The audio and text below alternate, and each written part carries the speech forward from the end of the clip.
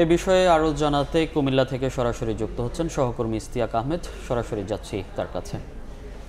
কুমিল্লা মুরাদনগরে যে ধর্ষণ মামলার প্রধান আসামি অর্থাৎ মূল হোতা ফজর আলী এই মুহূর্তে কুমিল্লা জেলা পুলিশ যে হাসপাতাল রয়েছে সেখানে চিকিৎসাধীন অবস্থায় রয়েছে এবং সেই বিষয়টি আমাদেরকে নিশ্চিত করেছেন মুরাদনগর থানা ভারপ্রাপ্ত কর্মকর্তা জাহিদুর রহমান। তিনি আমাদেরকে জানিয়েছেন কুমিল্লা যে পুলিশ লাইন্সে যে কুমিল্লা জেলা পুলিশ হাসপাতাল রয়েছে সেখানে তিনি চিকিৎসকের চিকিৎসাধীন অবস্থায় রয়েছেন এবং পুলিশ হেফাজতে রয়েছেন। এবং পরবর্তীতে চিকিৎসকরা তাকে যখন ছাড়পত্র দিবে তখন তাকে আদালতে নিয়ে আসা হবে। অপরদিকে যে চারজন আসামিকে ধরা হয়েছিল যে যারা ভিডিও ধারণ করেছে এবং যারা ভিডিও সামাজিক যোগাযোগ মাধ্যমে ছড়িয়ে দিয়েছে তাদেরকে কিন্তু পুলিশ জিজ্ঞাসাবাদ করছে।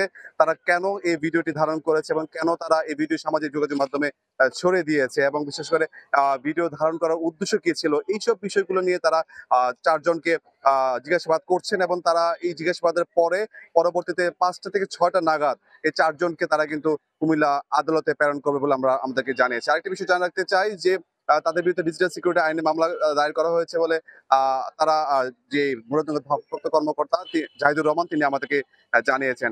এখন পর্যন্ত বলতে গেলে যে মূল হোতা অর্থাৎ যে মূল আসামি ফজর আলী সে কিন্তু মারাত্মক গুরুতর আহত অবস্থায় রয়েছে এবং তার শারীরিক অবস্থা কিছুটা অবনতির দিকে রয়েছে। তার হাতে পায়ে আঘাত রয়েছে, সেই জন্য তাকে কিন্তু চিকিৎসাধীন রাখা হয়েছে এবং তার যখন চিকিৎসা সম্পূর্ণ হবে, যখন চিকিৎসক তাকে ছাড়পত্র দিবে তখন তাকে কিন্তু আদালতে নিয়ে আসা হবে বলে আমরা জানতে পেরেছি। সেটা আজকে হতে পারে এবং আগামীকালকে হতে পারে বলে আমরা জানতে পেরেছি। অপরদিকে আমাদের আরেক সহকর্মী রয়েছে মুরাদনগর, যেখানে যে ঘটনাটি ঘটেছে সেখানকার কিন্তু অবস্থা একেবারে থমথমের অবস্থা রয়েছে এবং স্থানীয়রা অনেকে এই বিষয়ে কথা বলছেন, আবার অনেকেই এই বিষয়ে কথা বলছেন না। তবে স্থানীয়দের মধ্যে যারা কথা বলছেন তারা বলছেন যে দ্রুত সময়ের মধ্যে যারা যে আসামি যে মূল হতো তাকে বিচারের কাঠগড়ায় দাঁড় করানোর জন্য এবং অচিরে যাতে দ্রুত সময়ের মধ্যে তার বিচার কার্য সম্পন্ন হয় সে বিষয়ে কিন্তু বলছেন।